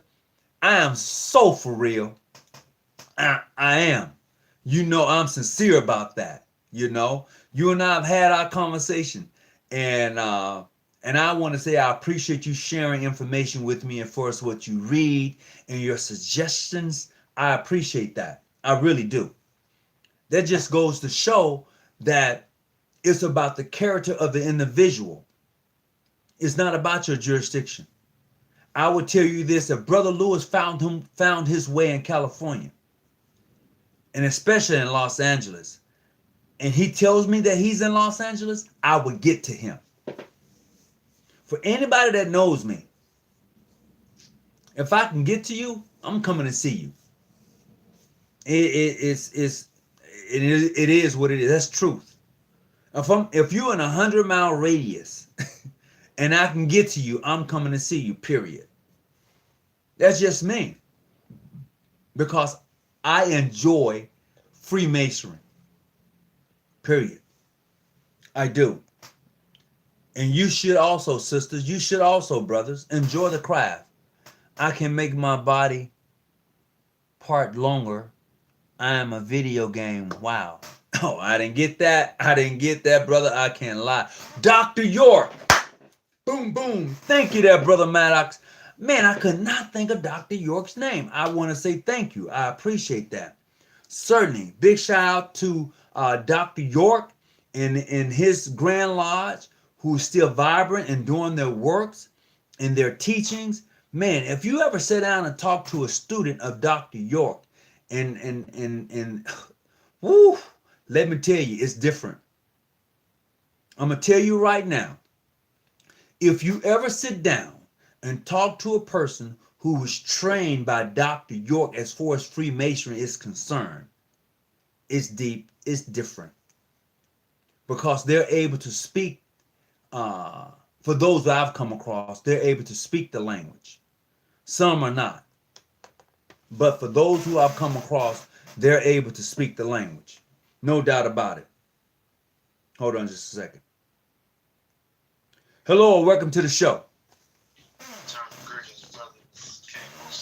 Hey, King Musa, how you doing tonight, my brother? Well, I heard you talking about Dr. York. Oh, for sure. For sure. Yeah, you know, I used to teach in Chicago for 5 years. I used to teach the doctrine of Wunuwap. Oh, really? Yeah, my name is Nasu'un Sakafraye. I was a student teacher of the master teacher, Dr. Malakazi York, as they say. I'm no longer a part of Nuwapu, but I was originally raised into past and raised in Nuwapu. And Mayor number 7, 7851 South originally. So that's where I was originally raised in Masonry under the Nuwapian Grand Lodge. It's interesting. I always want to allow people to understand my position, because Nuwapians, they personally hate me, you know, because I have a very unique disposition on Dr. York's case. I was a Nuwapian for 10 years. I taught the doctrine for 5, and when I left because I got an attorney to review the case that Dr. York is convicted of. And I found some things that were evident, and it made me leave. Okay. Because I felt like I was misguided. But so far as Masonry go, I like some of the things that they teach in Masonry, but a lot of the things that they teach in Masonry is not Masonry. It's Rosicrucianism. Okay, you should know better than I. Go ahead. I'm willing to listen. Go for it. Yeah. So for instance, Dr. York makes a claim in 1994 during the development of what we know as the ancient Egyptian order, that he developed this order so there would be no need for Freemasonry for the black man or woman. Mm-hmm. So he developed this order called the AEO. And by developing this order, we have this small book called Mum's the Word. It's like our catechism book. And then we got our own constitution as ancient Egyptian order. And I always speak in the term of art because I entered all these orders as well. So it was mandatory. Like if you're a student of Dr. York, like it was mandatory to join every order.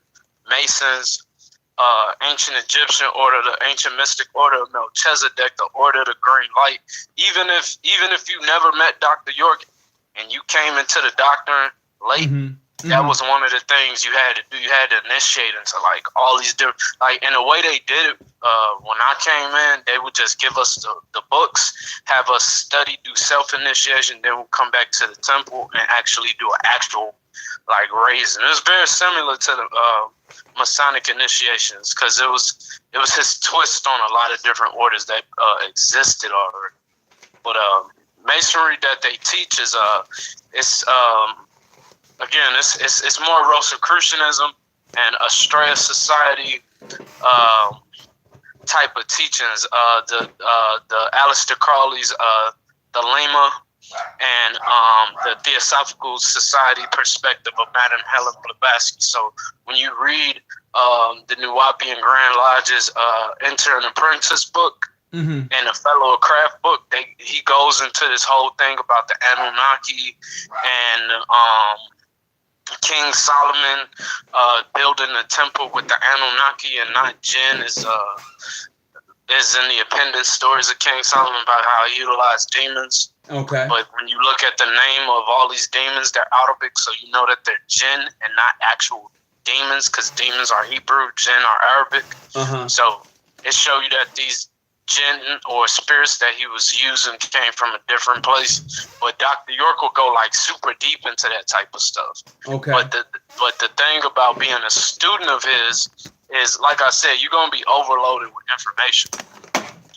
So you're going to have a lot of knowledge at a young age, but the thing is, you won't have the wisdom of application because you'll be constantly being fed new information. You never get a chance to actually apply the information that you learned previously.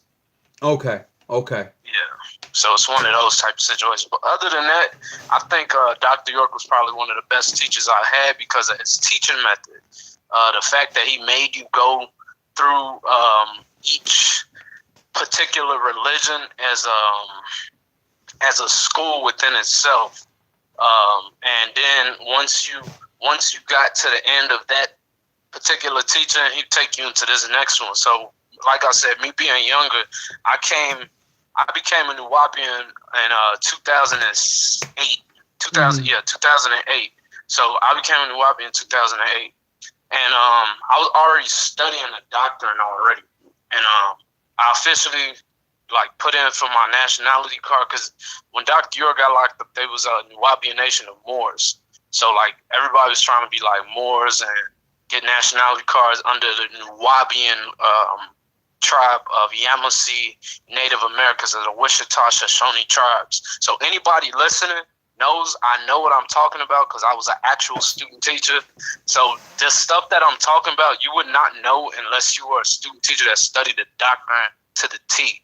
The stuff that I'm saying, you have to actually be in a doctrine and know that I'm telling the truth. Right. So a lot of people who don't read the doctrine might think I'm just trying to slander Dr. York. But like I tell people, my job isn't to slander him. He's guilty of child molestation 1,000% without a denial. That's an irrefutable fact. He's guilty of child molestation. 77 counts of it was 108 counts. He pled guilty in the state and on January 23rd, 2004 in Pullman County, Georgia for 77 counts of child molestation. He got a plea deal for 15 years. So it went from 108 counts to 77 counts, and he got 15 years. When he went into the federal court, they denied the plea, and the judge said that he had committed two heinous crimes, and that he wasn't go in about the the representation of his character, but he gave him 135 years. Damn. Yeah, and what he did, the reason the federal was able to do it because of something called the Mann Act, which is usually what they charge pimps with, which means this man was he had the intention of any time he's around an underage woman, it was to have sex with them. And what he would do, he would try to transfer them from one state where they were too young to have sex with to a state where where the age they were was legal age of sexual consent. So he was trying to move girls from upstate New York, downstate Georgia, where the sexual age of consent was 16. So that was pretty much how he went. So me personally, when I deal with them as Masons, I always judge the moral character of them about how they are, not because they're students of Dr. York. Okay. So he's his own individual person. But the Nuwapians as a whole, they're very good people. There's a lot of them that are honestly just blinded by the light, as I like to say. They see him as a god, as an incarnated being. So it supersedes logic with them when it comes to Dr. York. So a lot of stuff they'll teach you, like for instance, like prime example, like have you ever talked to a Nuwapian about the about the story of Solomon's Temple? I just laugh because like I used to believe some of this stuff, so like it's funny to me now. Okay. But if you ever talk to them about Solomon's Temple, you'll notice what you get in your degree work is different from what they got in theirs. Okay. If you learn about any of the mythos that they teach, it's reflective of the original stuff in Freemasonry, but it's not. It got a twist on it. It's like a specific twist. Like for instance, Nimrod is actually the Solomon of Nuwapu Masonry. Okay. They're building like this Tower of Babel as opposed to a Temple of Solomon. Gotcha. So then they go all the way back because Nuwapians is called the ancient Egyptian, the original ancient Egyptian order. That's what their Masonic lodge was originally called. Mm-hmm. So they go all the way back, and they go back to Narmer, and they say that Narmer created certain things, and the Anunnaki came down, and all of this stuff about it's different with the apron. I don't really want to get into it because it'll make you laugh. Like well, for me, I don't know a whole lot about it, but I do, and I have talked with individuals who have been a part of it and who are a part of it. And I can tell you, I'm impressed with what they share with me. Right. The information, like I said, they could spit that information. It's just when you get down to the nitty gritty and you start asking them detailed questions. Well, what does this mean? Well, what is this? They don't pretty much know some of that stuff because again, it's a Dr. York twist on it. Okay. So because he convoluted a lot of the information with his self-deification. There was a lot of him you got to get past in their doctrine in order to deal with the actual part of the text. And once you get to the nitty gritty, you'll realize this. Like I said, it's the same things you learn in Freemasonry. It just has a twist on it. Mm-hmm. So some stuff you will be impressed by because you'll be like, oh, that's Masonry, but they're talking about this or that. That's kind of different. I'm not sure where they get that from, but the way he's breaking it down, he sounds like he know what he's talking about. So I'm gonna give him the benefit of the doubt and not think he's making this up. Oh, okay. So Brother Maddox wrote, they lied about him writing books in prison. Yes. They are called right thoughts. Yes. I know nothing about that. Yes. Brother Maddox is 1,000% correct. Their biggest claim is that Dr. York is scribing these scrolls from the maximum prison in Colorado, the federal supermax prison in Colorado. But why do they have him in a supermax prison? Because Dr. York has a cult. He has a cult. Nuwapians are on record as a cult. Damn. Yeah, the only reason my name never reached a lot of that paperwork was because when I came into Nuwapu, like I never got an ID card and all that stuff. Like when they was doing that stuff, like I'm glad I had an attorney to tell me. Like I was like going over some stuff, just like running questions by him. I was like, yeah, because I'm about to get my Nuwapian ID card, and he's like, man, don't do that. He's like, that's that self-sovereignty stuff. He's like, don't do that, man. That's like anarchist, anti-government, man. He's like, don't be on none of that.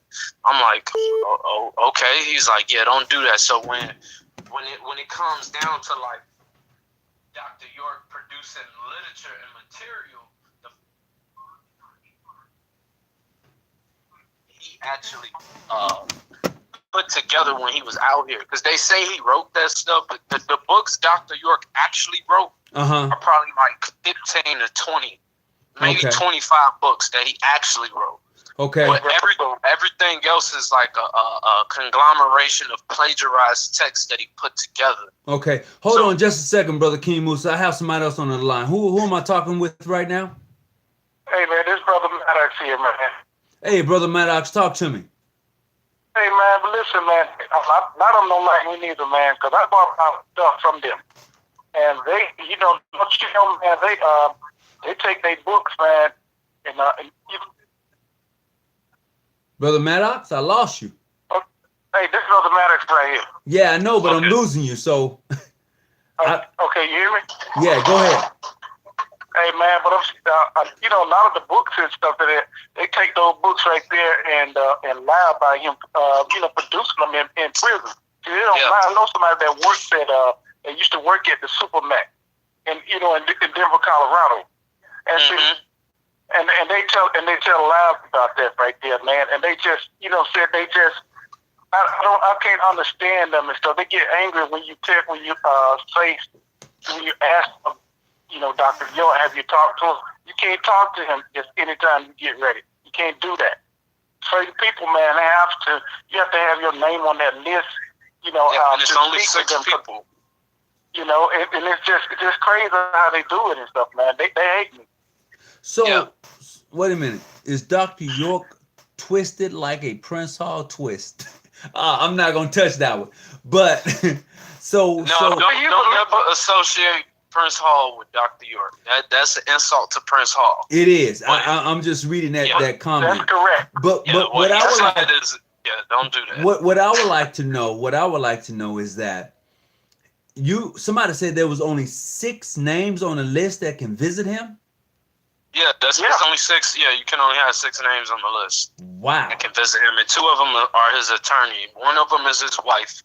One of them is his 2 of them is his attorney. One of them is his wife. The other one is his actual consultant, who's actually in charge of writing all the books. She was one of his 50 wives, and then he had I forget. It's one other person. I used to be real big on like trying to do the Liberia thing, like, cause I keep it honest with everybody. Dr. York's not a Liberian diplomat. He's an honorary Liberian member, and that doesn't make him a Liberian diplomat. Only thing that means is, like, for instance, if I come to Brother Tony's Lodge, Grandmasters, make me a honorary dual membership. Mm-hmm. That's pretty much what Dr. York had. When he went to Liberia, he was recognized as not even an ambassador. He was just the type of person where he was kind of like a celebrity when he was in town, kind of thing. Okay. So they tried to use that and then try to give him diplomacy, but the Liberian government at the time was like, our families don't really deal with him. That was the families before us, and they only made him an honorary member because they wasn't going to grant him diplomacy, because they wasn't in correlation with this character. And the queen said that herself. Well, so whatever they doing over there in Liberia now is fake. But see, this is what we're talking about tonight, the character of a Mason.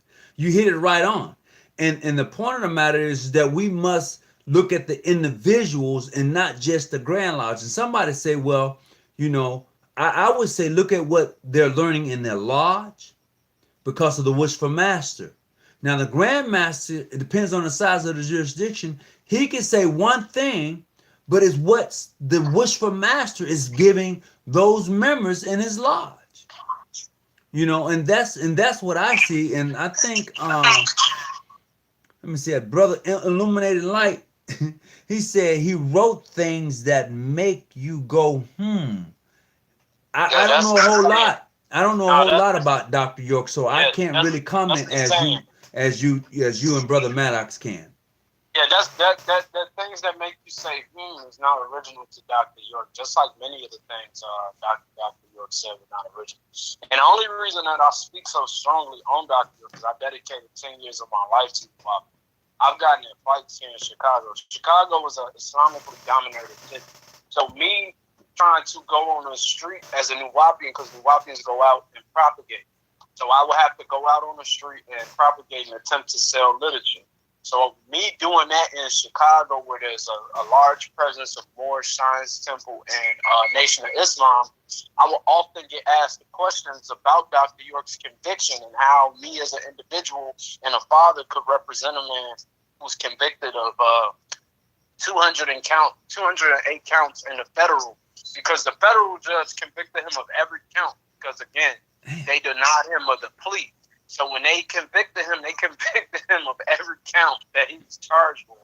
That don't mean he had 208 victims. That means he had 208 sexual acts against 15 victims. It was really like 24 victims in total, but in actuality, that they actually had the charges against, it was like 14 of them. And he had 208 counts. I would say this. Brother Illuminated Light said Malachi York came into Masonry via Enoch Grand Lodge, Ancient Free and Accepted Masons, Brooklyn, New York. Now, yeah, under Brother Tinsdale. Listen. Like I said, I know all the history of Dr. York. I don't get online and really go in on him because I don't want to deal with people reading stuff out as an author's foreword, because that's where he got that information from. Okay, because here's what I do know. From what I've gathered, and this is not just bash. Let's have an understanding.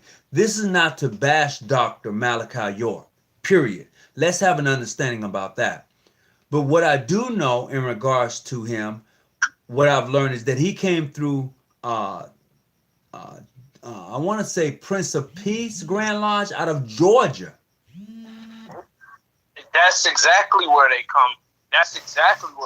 From. See, all this stuff about the hiring, he's trying to connect himself. I'll read it for you, actually. I got all his books. Wow. Yeah, all Dr. York's books are worth a lot of money, so I won't sell them. Wait. But back up. You say his books is worth a lot of money? Oh yeah, I got the Holy I got 2 copies of the Holy Tablets, and I could get at least $1,000 for one of them. But why is this book worth so much? Because people really believe some of the stuff that's in there, and then you gotta remember, none of Dr. York books have what's called an ISBN number. The registration number is to ensure that none of the literature in the book is plagiarized. Dr. York's literature doesn't have that because all of his work is primarily plagiarized. His older books don't have them. None of his books that they claim that he wrote has these things. But this is what he says in his own literature. Okay, so we have to understand that when he talks about Freemasonry, he mentions his Freemasonry legitimacy in all of his books. So this is what he says. He says, I entered the Order of the Acacia under the most worshipful master, the illustrious Charles Tinsley, 33rd degree at King Solomon Lodge, number 4, Brooklyn, New York, and the Grand Enoch Lodge in Brooklyn, New York, on Fulham and Nostrum Ave, Prince Hall affiliated, and an ancient accepted Scottish Rite Freemasonry AF and AM jurisdiction of Georgia called Zorobabel Grand Chapter, Royal Archmason, United States and Canada. Now, the reason that he mentions all of these things is because he's trying to claim that he's recognized as the sovereign grand commander of the Nuwapian Grand Lodge, but he didn't have the jurisdiction because technically, during the time when he established, so they was challenging him. So he would mention these people in his books, and a lot of the brothers that he mentioned were passed on already. They had already transitioned in life. Oh, okay. Yeah, by the time he claimed them, so they couldn't prove a lot of this stuff. Okay, got you. So that's the thing about Dr. York's Freemasonry. It's not that it may not be legit. It's just that it's a lot of his claims are not proven. Okay. Yeah, his name's not in many books. And then, like, you'll find more of his students' names in books because he used to make us go to lodges. Like, man, I got known in Chicago for going to challenge preachers in their own church, asking them questions. Going to the mosque, asking the Jewish rabbis. Going to the mosque, asking the imams and the rabbonis, and more importantly, I would challenge the ulama, which are the scholars of Islam. I would challenge them with some of the stuff Dr. York taught me. And they already knew what angle I was coming from. They was like, that's the answer a lot of questions. We know about those. Those questions are no. They don't make sense. And they would break down certain things to me in the Arabic, in the Fushik dialect, which Dr. York claimed to be translating a lot of stuff in. So when I went to the mosque, downtown Islamic Center on Chicago Avenue and State here in Chicago, I took the El Holy Quran written by Dr. York to the imam that was there from Kenya at the time. The reason that's important is because he was one of the key essential scholars that was studying the manuscripts of the Quran from Timbuktu. So he's reading the Fushik. He's reading some of the oldest dialects of Arabic because the Timbuktu got all of the old manuscripts of the Quran. So he reading the books that reading the translation. Like he ain't even had I left the book with him. Like when he originally opened the book and just looked at the language, he laughed and handed the book back to me. He said, Dr. York, he's like, I'm very familiar with his work. He said, I like him as an interpreter of Islam, a good interpreter of Islam. His interpretations are nice, some of them. All of them maybe not correct, but a lot of them are, which I agree with. He said his translations and the things that he try to say are oversimplified, and they do not appropriate, they don't fit the context of Arabic language appropriately. It misguides people and makes them think certain words mean something that they don't. Right. And just to piggyback, brother Freemason Unlock, he said, didn't I say, I guess he said, I did not say that Dr. York was initiated via Enoch Grand Lodge, Ancient Free and Accepted Mason, Brooklyn, New York. However, Enoch Grand Lodge is not PHA. So I guess he wanted to clarify some things. That is VA Illuminating Light. So just wanted to clear that up. No, I wasn't disagreeing with him. I was just trying to state where he got the information from. A lot of people who familiar with him in Masonry, a lot of the information that they learn about him via Masonry comes through his own literature, not from other Freemasons. I'm going to say this, just so we can have an understanding. Tonight's topic is about a character of a man. And at this time, although we are talking about Dr. York, I agree with some things, and I've heard some of his members talk, and I've learned some things from his members. I have. I can't say I haven't because I've spoken with some of them. I would say this. One brother just stated, he said, Dr. York was a molester. Stop it. You know what? This is not whether he was a molester or not. It really is not. We're just talking about the character of Masons. Dr. York claimed to be a Mason. Apparently, he was such a man that there was many who was willing to follow him. So it is not to take anything away from him as far as his teaching and education and what he instilled in people and individuals. It is not that. We're clearly saying that, hey, there was more to the man than what a lot of people knew. Yeah. So it is not about what he did and what he was arrested for. This is not that show. This show is about the character of a man, including myself, including those who are on the phone, such as Brother Maddox and King Musa. This is what the show is all about, and this is what we miss a lot of time as Freemason, as the character of an Eastern Star and a character of a Mason, because we're so hell-bent on what jurisdiction you're a part of and what jurisdiction you're not a part of. You're missing out on the essence of Freemasonry and what it means. Because as we all know, no matter where you go in this thing we call life, and if you're truly a traveling man, a traveling woman, you're going to come across a Mason. You're going to come across an Eastern Star. It's how you treat that person as a Mason, as an Eastern Star. Whether you consider them clandestine or irregular, that's on you. But I'll tell you what, if you treated them with respect and dignity, you're going to find a friend. You're going to find somebody who's willing to protect you, somebody who's willing to uphold you and reach down and bring you up. But if you treat them with contempt, then you're going to find an enemy. And this is not what Masonry is all about. So let's have some clarity on that. So we're about at, oh, damn, almost 2 hours in this show. So look, just wrap it up for me. And Brother Maddox, you still online? I guess Brother Maddox is hang up.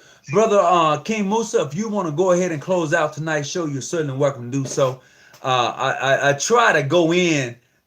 I always find myself at an hour, 2 hours long, but go ahead, close out the show for me tonight, brother. Yeah, I just, like I say, I just want everybody to know, like, I have no, like, Dr. Jordan didn't personally put me, but the topic was the character of a man, and when you shouted him out, and I thought that was just one of the things that was essential to take into consideration. Him claiming, him being a Mason, and him doing what he did is not reflective of the character of a Mason. And I think that's something that needed to be stated because it would have been a perfect example. Because although he did a lot of good, his good things that he did do not outweigh his ultimate negative, which he's doing his due time for right now. So, absolutely. With that being said, like I said, my job ain't to slander Dr. York. I just wanted to come in and show my elder Tony Muhammad some love, and yes, that's my whole thing. So look, this is what I'm going to do on my next show. We're going to talk about the character of Prince Hall, and I'm going to tell you why. Because illuminated light, and I'm going to tell you, this is going to be my invitation to illuminated light. I'm going to invite you on the next show, and I got your number. I'm going to call you. And he said, let's talk about the character of a man, Prince Hall, proposing the character 2 lodges without the permission of his Grand Lodge, 1 in Pennsylvania and 1 in Rhode Island. But how about that? How about the good? So we're going to talk about that. That's going to be on the next show. And Illuminating Light, if you're still up, that's on you. I'm gonna come on, and I want you to come on, and we're gonna have that conversation, my brother. And this is not to disrespect individuals or the Grand Lodges which operate under the name PHA, Prince Hall affiliation, but this is clearly to look at Prince Hall the man, not Prince Hall Masonry, because there's no such thing as Prince Hall Masonry. There's no such thing as international, modern. We're all Masons, but we're talking about the individual Prince Hall, period. If I'm wrong, correct me. If I'm right, let me know there, Illuminating Light. I appreciate it. But as we get ready to close out tonight's show, as always, keep your light on, stay out them damn bushes, and let's build this thing we call Freemasonry, because you know what? It's all for the good. It's a great organization. I can't deny it. Because if not for Freemasonry, I don't meet Illuminating Light. I don't meet King Musa, okay? I don't meet Christopher Jackson. I don't meet Brother Maddox. I don't meet Michael White. I can name several. I don't meet Traveling Man, okay? If not for Freemasonry. I don't meet these individuals. I don't meet Brian Darnell. I don't meet I think Brother J. Elmond, E-T-I-M-O-N. I think that's how you spell it. I don't meet these individuals. Brother Brian Lewis from Prince Hall. I don't meet these individuals if not for Freemasonry. So this is what it's really all about. It really and truly is a great organization. So if you're looking to become a Freemason, be it a person who's looking to becoming a part of Eastern Star or Freemasonry, let me tell you, it's a great organization. It really is.